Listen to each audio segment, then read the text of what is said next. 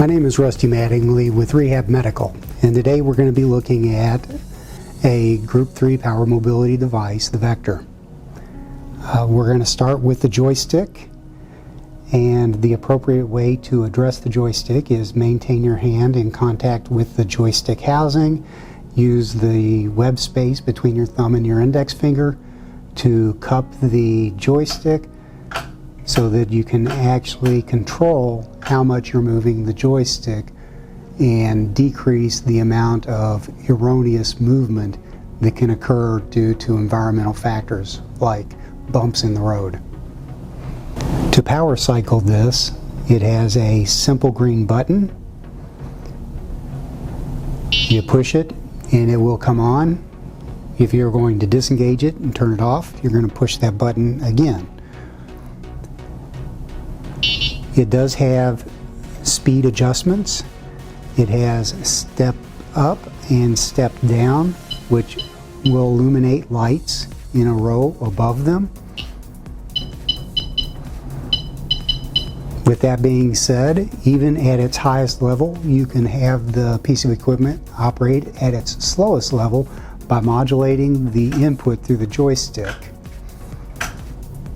If you push it a little, it goes a little. If you push it a lot, it goes a lot. It's just like the accelerator in your automobile, with the exception that it is also directional, and right and left turns are also directional and proportional. The armrest can be adjusted up and down slightly.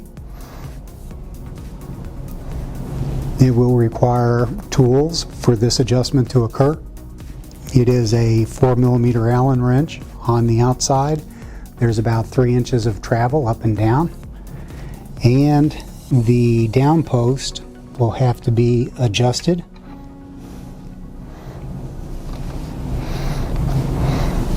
To the appropriate length.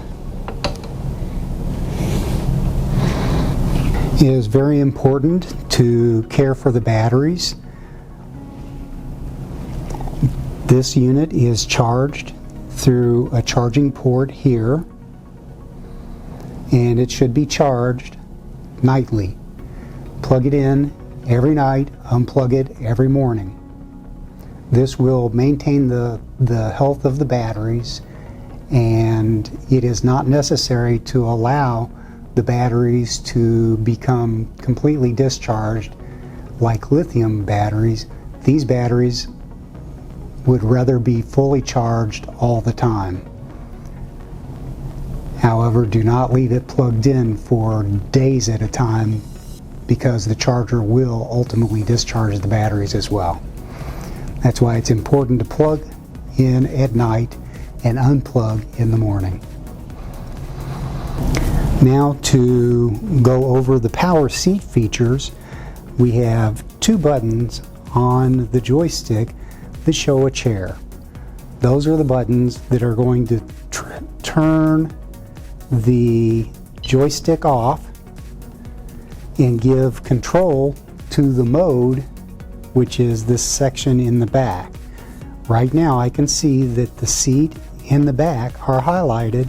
Therefore, when I pull the joystick, that's what's going to move. It's going to be in the tilt. If I change by pushing the mode button, now it's just the backrest. Whatever is highlighted when we push the mode button is what will move. In this case, it is the leg rest. It is important, if you have these features, to use these features as prescribed by your medical professional. Understand that if you are in a tilted position and you need this for positioning purposes, and you push the seat button again, and if this starts flashing, it is telling you it is in an unsafe position for use and for driving. It will inhibit at that point. What you need to do is re-engage the mode and move it down until you get to the point where you can push the seat buttons back, and it will take the unit out of an inhibit mode. There are two inhibits on this chair. The primary inhibit is in the tilt, and the secondary is on the recline. So if the recline is back, if the seat back angle is too far back,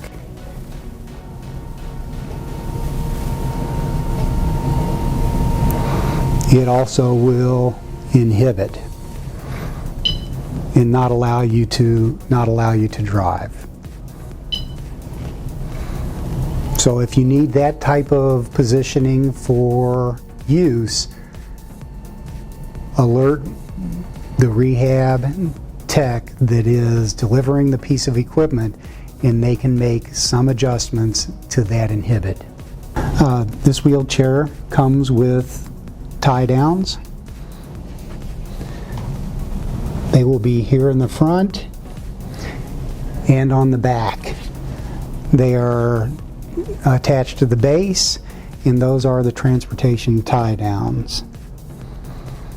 And it is very important to ensure that the equipment is off during entering and exiting the piece of equipment.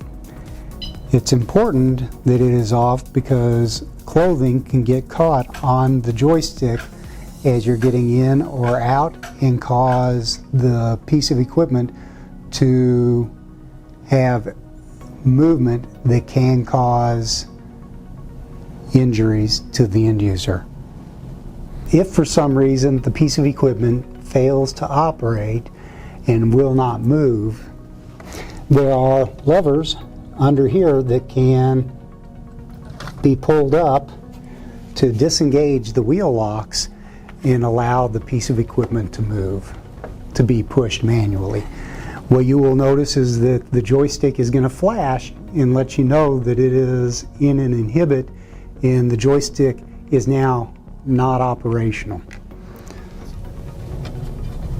To regain operation, we will have to re-engage the wheel locks, and we will have to power cycle the joystick. Now it will operate normally. Thank you for your attention, and thank you for the opportunity to allow Rehab Medical to improve your lives. Soon you will be meeting with your Rehab Medical technician. If you have any further questions or concerns, please address them with them. Thank you.